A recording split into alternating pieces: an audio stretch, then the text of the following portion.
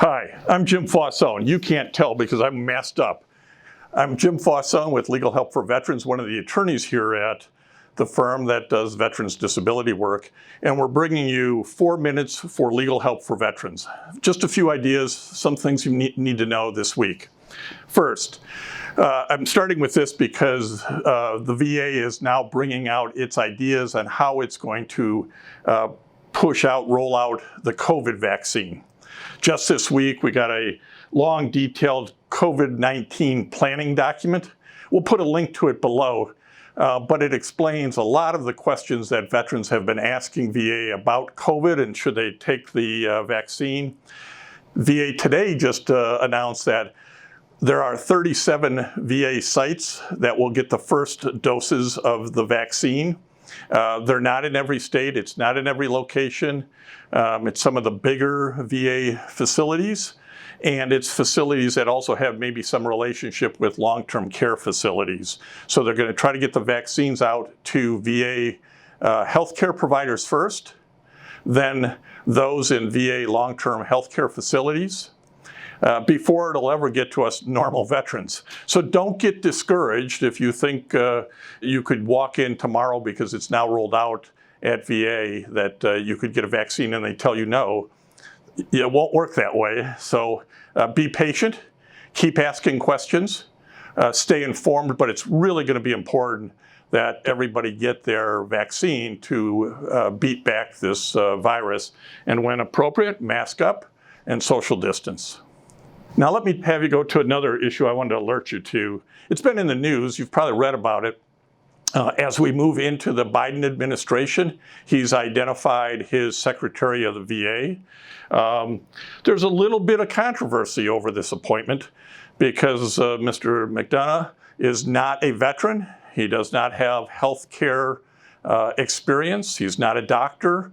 All of those things are things which we've come to expect as veterans that the Secretary of the VA will have. President Obama appointed General Shinseki as one of his VA secretaries. President Trump started with David Shulkin. It's now Secretary Robert Wilkie. So McDonough's main credentials seem to be he's been a close confidant of President-elect Biden. He's worked in Washington, D.C. pretty much his whole career. And I think in the press release it said he, quote, knows how to pull the powers of lever, close quote, in Washington, D.C. And hopefully that's what he'll be doing for us veterans as he is over the Veterans Administration. So stay tuned. There's more to come on that and a little bit of controversy. A couple of things I wanted to point you to that you might find of interest. One is a podcast that we recently did with our partners at Veterans Radio America, a 501c3 nonprofit, on the National Museum of the American Indian and their opening, if you will, in COVID times, of a Veterans Memorial. It's a very cool memorial. You'll want to put it on your list of things to see, maybe see the YouTube video. But the link to our podcast will be down below, and I think you'll find it very interesting and want to follow up more on it. And then one more thing. We do a lot with Medal of Honor. We have a website called homeofheroes.com. And there's a really cool story for here in December that during World War II in the Philippines, the Philippine National Treasury had to be moved off the island in case the Japanese got their hands on it.